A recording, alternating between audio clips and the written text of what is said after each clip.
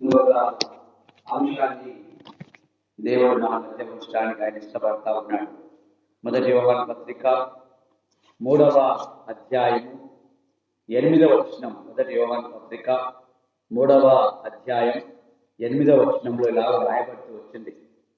అపవాది మొదటి నుండి పాపము చేస్తున్నాడు కనుక పాపము చేయవాడు అపవాది సంబంధి. అపవాది యొక్క క్రియలను లయపరచుటకే దేవుని కుమారుడు ప్రత్యక్షమాయను.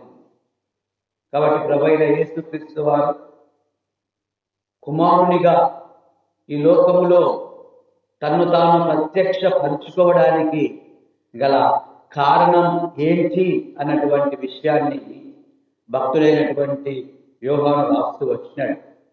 కానీ చదవనటువంటి ఈ భాగములో అపవాది యొక్క క్రియలను లయపరుచుటకే దేవుని కుమారుడు ప్రత్యక్షమాయను అని దేవుడు రాయిస్తూ వచ్చినాడు. కాబట్టి ప్రభువైన యేసుక్రీస్తు వారు ఈ లోకానికి వచ్చినటువంటి ఉద్దేశం ఏంటి, ఆయన కుమారుడిగా ఈ లోకములో ప్రత్యక్షం కావడానికి కారణం ఏంటి అనగా అపవాది యొక్క క్రియలను లయపరచటానికి ఆయన కుమారుడిగా ఈ లోకంలో ప్రత్యక్షమైతే వచ్చినాడు. కాబట్టి మనము మొదటి నుంచి గమనిస్తే ఈ అధ్యాయంలోనే మనం చదివిన వచనంలోనే మనం మొదటి భాగాన్ని చూస్తే అపవాది మొదటి నుండి పాపము చేయుచున్నాడు అని రాయబడుతూ వచ్చింది. కాబట్టి అపవాది మొదటి నుంచి పాపము చేసేవాడుగా ఉంటా ఉన్నాడు. అంత మాత్రమే కాదు కానీ అపవాది దేవుడు సృష్టించిన మానవులమైన మనలతో కూడా పాపము చేపించి అపవాది సంబంధులుగా చేసుకోవడానికి వాడు ఆది నుండి ప్రయత్నం చేస్తూనే ఉన్నాడు.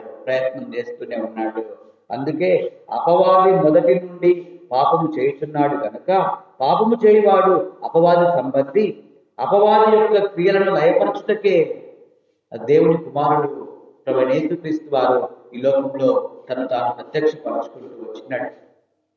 సృష్టి మొదటిలోనే దేవుని ద్వారా సృష్టింపబడినటువంటి ఆదాము హవ్వలను అపవాది దేవుని యొక్క సన్నిధి నుండి, దేవుని యొక్క సహవాసము నుండి వేరు చేస్తూ వచ్చింది. అనేక రకాలైనటువంటి తంత్రాలను అది ఆదాము హవ్వల మీద ప్రయోగించి ఆ దేవుని నుండి దూరం చేయడానికి ప్రయత్నం చేసి సఫలీకృతం అవుతూ వచ్చింది. ఆ చల్లపూట దేవునితో సహవాసం చేయవలసినటువంటి వారు, దేవుని యొక్క ఆజ్ఞను మీరక లోబడవలసినటువంటి వారు సాతాను యొక్క కుయుక్తి చేత మోసపరచబడి దేవునికి దూరస్తులుగా చేయబడుతూ వచ్చినారు. అయితే దేవుని ప్రేమ వారి నుండి దూరం కాలేదు కానీ తిరిగి వారిని సమకూర్చుకోవడానికి దేవుడు ఇష్టపడుతూ వచ్చినాడు. కాబట్టి ఆది నుండి అపవాది యొక్క క్రియలు దేవుని సన్నిధి నుండి మనల్ని వేరు చేయడానికి, దేవుని బిడ్డలముగా మనము జీవించకుండా, దేవుని బిడ్డలముగా మనము చేయబడకుండా అది అనేక రకాలైనటువంటి క్రియలను మానవుల మీద ప్రయోగిస్తూ ఆ మనుషులందరినీ కూడా తన వడిలోనికి తీసుకున్నట్లుగా బైబిల్ అందులో రాయబడతా వచ్చింది కదా. లోకమంతయు ఎక్కడుందంట? దుష్టుని వడిలో ఉన్నది అని రాయబడుతూ వచ్చింది. మానవుడు పాపం చేసి పాపమునకు అమ్మబడినటువంటి స్థితిలో అపవాదికి లోబడి అపవాది యొక్క క్రియల్లో అపవాది సంబంధులుగా చేయబడినటువంటి మానవులను తిరిగి తన బిడలగా చేసుకోవడానికి, అపవాది యొక్క క్రియలను లయపరచటానికే ప్రభువైన యేసుక్రీస్తు వారు కుమారుడుగా ఆయన ఈ లోకంలో తను తాను ప్రత్యక్షపరుచుకున్నట్లుగా దేవుని యొక్క వాక్యము తెలియపరుస్తా ఉంది. కాబట్టి నిజంగా ఆ దేవుని బిడలముగా నువ్వు నేను చేయబడాలని అపవాది యొక్క క్రియలు మనలో ఉండకుండా వాటిని లయపరచడానికి ప్రభువైన యేసుక్రీస్తు వారు ఈ లోకానికి ఆయన అనుగ్రహించబడుతూ వచ్చినాడు. హెబ్రీయులకు రాసిన పత్రిక 2వ అధ్యాయము 14వ వచనాన్ని మనం గమనిస్తే, హెబ్రీయులకు రాసిన పత్రిక 2వ అధ్యాయము 14వ వచనంలో ఇలా రాయబడుతూ వచ్చింది, కాబట్టి ఆ పిల్లలు రక్త మాంసములు గలవారైనందున ఆ ప్రకారమే మరణము యొక్క బలము గలవాణిని అనగా అపవాదిని బ్రాకెట్ రాయబడింది, అనగా సాతానును మరణము ద్వారా నశింపజేయుటకును జీవితకాలం అంతా మరణ భయము చేత దాస్యమునకు లోబడిన మనల్ని విడిపించడానికి ప్రభువైన యేసుక్రీస్తు వారి లోకములో కుమారుడుగా ప్రత్యక్షమైతే వచ్చినాడు కదా. కాబట్టి అపవాది చేతి నుండి మనల్ని విడిపించడానికి ప్రభువైన యేసుక్రీస్తు వారు ఈ లోకంలో తాను కుమారుడుగా తాను ప్రత్యక్షపరచుకుంటూ వచ్చినాడు. సాతాను ఆది నుండి ఆ పాపం చేసేవాడి ప్రభు కొరకు ప్రభు పిల్లలుగా ఎవరైతే జీవిస్తా ఉన్నారో వారిని ప్రభు సరళత నుండి దూరపరచాలని ప్రయత్నం చేస్తా ఉన్నాడు. మొదటి మానవులైన ఆదాము అవ్వల విషయంలో ప్రయాణిస్తూ వచ్చినాడు. మనందరికి బాగా పరిచయమైనటువంటి వ్యక్తి యోబు, దేవుని కొరకు నమ్మకంగా జీవించినటువంటి వ్యక్తి. అనేక రకాలుగా అపవాది శోధించి తన పిల్లలు ఆస్తి, తన శరీరం సమస్తం నష్టపరుస్తూ వచ్చినాడు. అయినప్పటికీ యోబు దేవుని నుండి దూరపరచబడక దేవుని కొరకు నమ్మకంగా ఉండటం ద్వారా, దేవుని యొక్క శక్తి ద్వారా అపవాదిని ఓడిస్తూ వచ్చినాడు. కాబట్టి అపవాది యొక్క క్రియలు లయపరచడానికే ఆయన లోకంలోనికి వస్తూ వచ్చినాడు. అపవాదిని ఆ సాతాను సిలువలో ఓడించి మనకు విజయం అనుగ్రహించి మనల్ని దేవుని పిల్లలుగా ఆయన చేయడానికి ఆయన లోకంలో కుమారునిగా తాను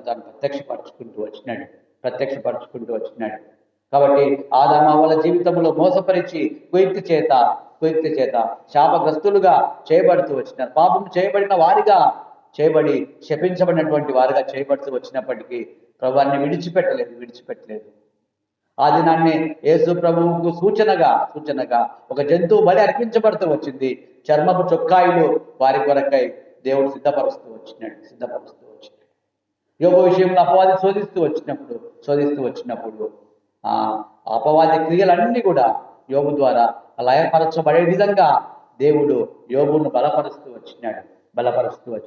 ప్రభువైన యేసుక్రీస్తు వారు ఈ లోకంలో జీవిస్తూ వచ్చినప్పుడు అపవాది యేసు ప్రభువును కూడా శోధిస్తూ వచ్చింది. మనకు బాగా ఎరిగినటువంటి అంశమే మత్తయి వార్త 4వ అధ్యాయం 1వ వచనం అంతా రాయబడింది.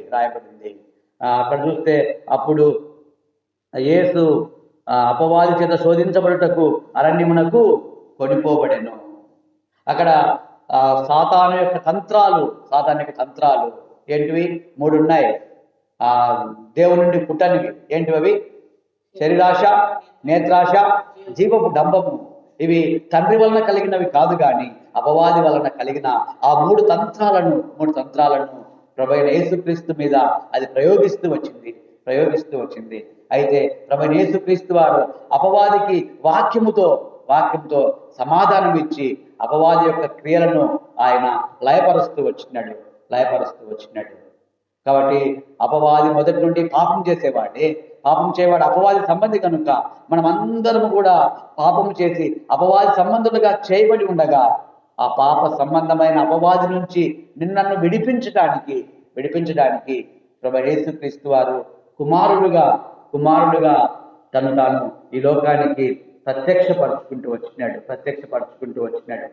కాబట్టి ఆ అపవాది యొక్క క్రియలు లయపరచడానికి, అపవాది చేతిలో నుండి మనల్ని విడిపించడానికి ప్రభువైన యేసుక్రీస్తు వారు ఆయన ఈ లోకానికి వచ్చినాడు. ఆయన వచ్చిన ఉద్దేశం అదే.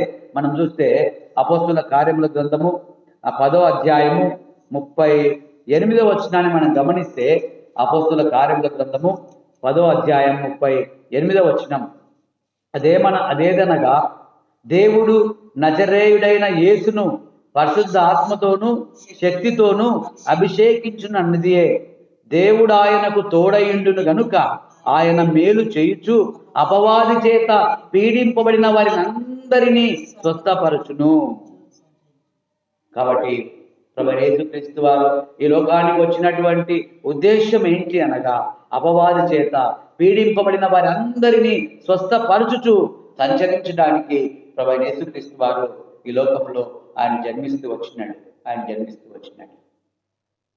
అపవాది పీడింపబడుచున్నటువంటి వారందరినీ, అపవాది చెరలో ఉండి అపవాది యొక్క క్రియలు చేయించు నిత్య నరకానికి వెళ్ళవలసిన మానవులందరినీ కూడా అపవాది చేతిలో నుంచి విడిపించడానికి ప్రభువైన యేసుక్రీస్తు వారు ఈ లోకంలో కుమారుడిగా తాను ప్రత్యక్షపరచుకుంటూ వచ్చినాడు.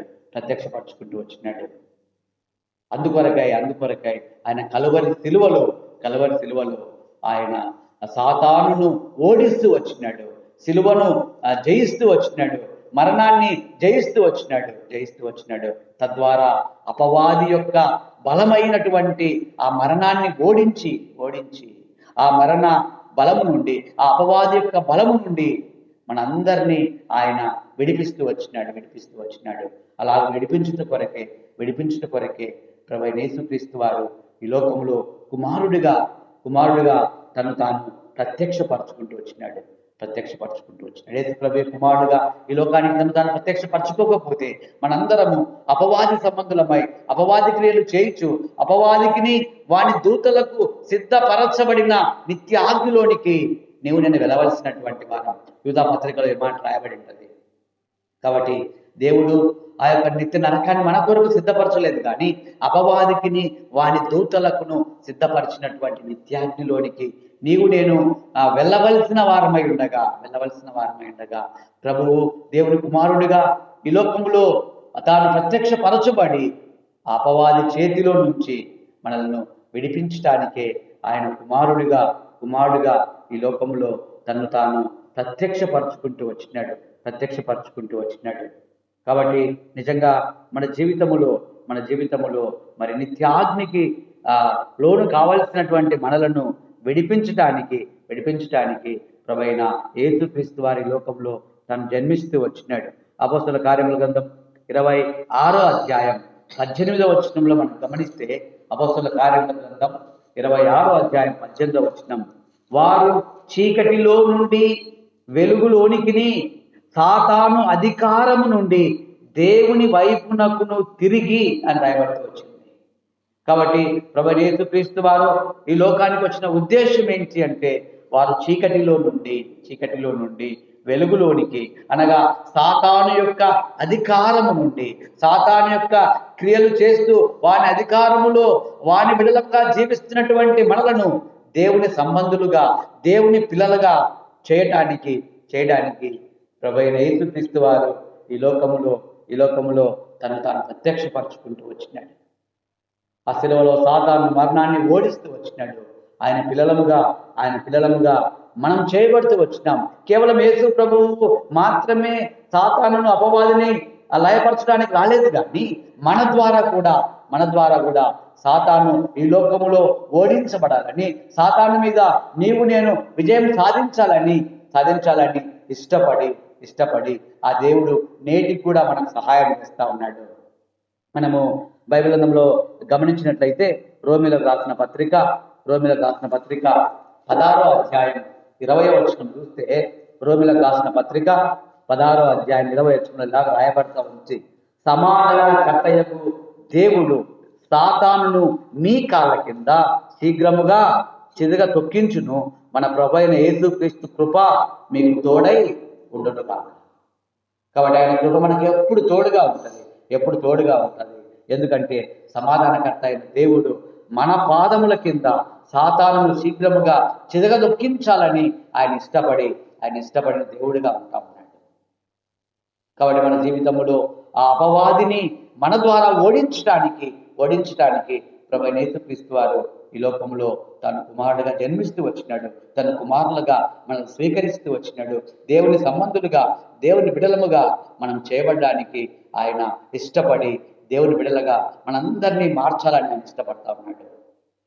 ప్రియ సహోదర సహోదరి, ఉదయకాల సమయంలో దేవుని వాక్యాన్ని వింటున్న నీ జీవితంలో ఇంకా అపవాది సంబంధమైన క్రియలు ఉన్నాయా? ఇంకా నువ్వు అపవాది బిడ్డగానే ఈ లోకంలో జీవిస్తా ఉన్నావా? ఇంకా శత్రువు యొక్క అధికారం కింద నువ్వు జీవిస్తా ఉన్నావా? అపవాది యొక్క క్రియలు చేయించు అపవాది సంబంధిగా నిత్య నరకానికి వెళ్ళవలసిన స్థితిలోనే ఉన్నావా? ఆ స్థితి నుంచి నిన్ను విడిపించటానికే, అపవాది చేతిలో నుండి, ఆ దుష్టుని చేతిలో నుండి, ఆ సాతాను యొక్క చేతిలో నుండి నిన్ను విడిపించటానికే వారి యొక్క క్రియలన్నీ నీ జీవితంలో నుండి లయపరచడానికే, నేను దేవుని బిడ్డగా చేయడానికే ప్రభువైన యేసుక్రీస్తు వారు ఈ లోకంలో కుమారుడుగా తను ప్రత్యక్షపరచుకున్న సత్యాన్ని దేవుడు ఉదయకాల సమయంలో నీకు బయలుపరుస్తా ఉన్నాడు. నాకు పాట పాడుతూ వచ్చింది, నీ స్వరము వినిపించు ప్రభువా, నీ దాసుడు ఆలోచించు. ఆయన స్వరం వినపడతా ఉంది. వాక్యానికి లోబడతావా? దేవునికి లోబడతావా? దేవునికి లోబడితే నువ్వు దేవునికి బిడగా చేయబడతావు. దేవుని కుమారుడుగా, దేవుని కుమార్తెగా నువ్వు చేయబడతావు. ఈ లోకంలో సాతాను క్రియల మీద పని చేయకుండా ఆయన కృప నిత్యము నీకు తోడుగా ఉంటుంది. ఈ లోకంలో జీవించేంత మాత్రమే కాదు కానీ ఇగో సదాకాలము ఆయన కృప నీకు తోడుగా ఉంటుంది. అపవాది యొక్క క్రియలు నీ జీవితంలో నుంచి లయపరచబడి దేవుని యొక్క క్రియలు చేసే బిడ్డగా నువ్వు జీవించాలని దేవుడు ఇష్టపడి ఉదయకాల సమయంలో తన యొక్క ప్రేమ వార్తను ఆయన ప్రకటించేవాడుగా ఉంటా ఉన్నాడు. దేవుని బిడ్డలుగా చేయబడిన మన జీవితంలో కూడా కొన్నిసార్లు దేవుని యొక్క సరళత నుండి మనల్ని దూరపరచడానికి అపవాది ప్రయత్నం చేస్తూనే ఉంటది. ఏర్పరచబడిన వారిని సైతం ఏం చేయాలనుకుంటుందంటే అది మోసం చేయాలనుకుంటది. వాడి పేరు మోసగాడు, అబద్ధికుడు, అబద్ధమునకు జనకుడు అని రాయబడతా వచ్చింది. అయితే ఒకవేళ దేవుని బిడ్డగా నువ్వు చేయబడి ఉంటే దేవుడు మనకిచ్చేటటువంటి హెచ్చరికలు కొన్ని మనము జ్ఞాపకము చేసుకునవలసిన వారంగా ఉన్నాం. ఎఫ్సీలకు రాసిన పత్రిక తెలిసిన భాగమే 4వ అధ్యాయం 27వ వచనాన్ని మనం గమనిస్తే, అపవాదికి అనగా సాతానుకు ఏమేగుందంట? చోటు ఇవ్వకుడి. అపవాదికి చోటు ఇవ్వకుండా మనము జాగ్రత్త పడాలని దేవుడు ఉదయకాల సమయంలో మనం హెచ్చరిస్తా ఉన్నాడు. ఎందుకంటే అదేదో ఒక రకమైనటువంటి కుయుక్తి చేత మనల్ని ఏం చేస్తుందంటే అది మోసపరుస్తుంది. మోసపరచడానికి అది ప్రయత్నం చేసేదిగా ఉంది. కాబట్టి మన జీవితంలో అపవాదికి చోటు ఇవ్వకుండా మనం జాగ్రత్తగా ఈ లోకములో జీవించాలని దేవుడు జ్ఞాపకం చేస్తా ఉన్నాడు. ఈ వాక్యం కూడా చెప్పబడుతుండగా అపవాది ఏం చేస్తుందంటే ఈ వాక్యం మనలోకి పని చేయకుండా అది ఎంతో ప్రయత్నం చేసేదిగా ఉంది. ఈ వాక్యం మనల్ని విననీయకుండా అది ఎన్నో రకాలుగా వ్యక్తులు పన్నేదిగా ఉంటా ఉంది. ఈ వాక్యాన్ని మనం అనుసరించకుండా అది ఎన్నో రకాలైనటువంటి తంత్రాలను ప్రయోగించేదిగా ఉంటా ఉంది. మనకు తెలుసు, ఒక యేసు ఉపమానం చెప్తూ వచ్చినప్పుడు, ఆ విత్తనములు విత్తువారిని ఉపమానం చెప్తూ వచ్చినప్పుడు లూకా సువార్తలో అక్కడ రాయబడింది, త్రోవ పక్కన నుండి వారు వినువారు గాని నమ్మి రక్షణ పొందకున్నట్లు అపవాది వచ్చి వారి హృదయములో నుండి వాక్యమును ఎత్తుకొని పోవును అని రాయబడతా వచ్చింది లూకా సువార్త 8వ అధ్యాయం 12వ వచనంలో. కాబట్టి వాక్యం నీలో పని చేయకుండా, ఒకవేళ వాక్యంని విని రక్షణ పొందుతావేమో అని అపవాది ఆ వాక్యాన్ని ఎత్తుకొని పోవడానికి అది ప్రయత్నం చేసేదిగా ఉంది. కాబట్టి జాగ్రత్త కలిగినటువంటి వారమై వాక్యం ప్రకటించబడుతూ ఉండగా ఆ వాక్యము నీలో ఫలించినట్లుగా నిన్ను నువ్వు సిద్ధపరుచుకోవాలని ఆ దేవుడు ఈ ఉదయకాల సమయంలో ఆయన కోరుతా ఉన్నాడు.